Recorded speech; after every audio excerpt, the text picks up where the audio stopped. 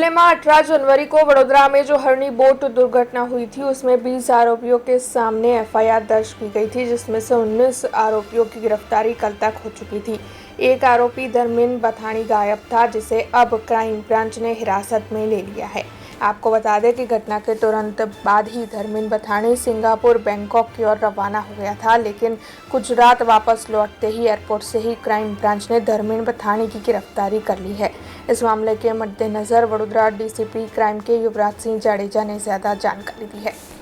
हरणी lake zone खाते जे boat दुर्घटना बनेल तेमां एफआईआर में नाम पैकी एक आरोपी धर्मेंद्र धीरजभाई बाथाणी એ પોતાની ધરપકડ ટાળવા સારું નાસ્તો ફરતો હતો। આ આરોપી બાબતે પૂછતાછ એમના સબસ્ક્રાઇબર્સ પૂછતાછ કરતા ટેકનિકલ સોર્સિસ અને ટ્રાવેલ હિસ્ટ્રી મંગાવતા આ આરોપી છે એ વિદેશમાં નાસી ગયો હોવાનું જાણવા મળેલ અને તેની ટ્રાવેલ હિસ્ટ્રી મુજબ એ સિંગાપોર અને ત્યારબાદ બેંકોક ખાતે હોવાનું જાણવા મળેલ હતું।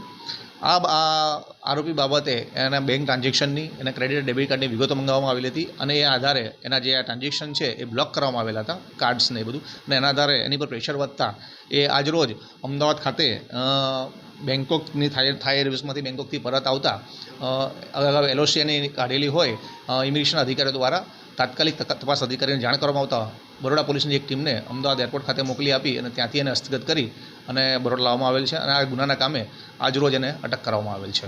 ધર્મેન્દ્ર બાથાણી છે એ વત્સલની સાથે સાઇનિંગ ઓથોરિટી તરીકે સામેલ હતો અને 5% પાર્ટનર હતો। अब खबरों से लगातार अपडेट रहना हुआ आसान। बीआरजी न्यूज आपके मोबाइल स्क्रीन पर।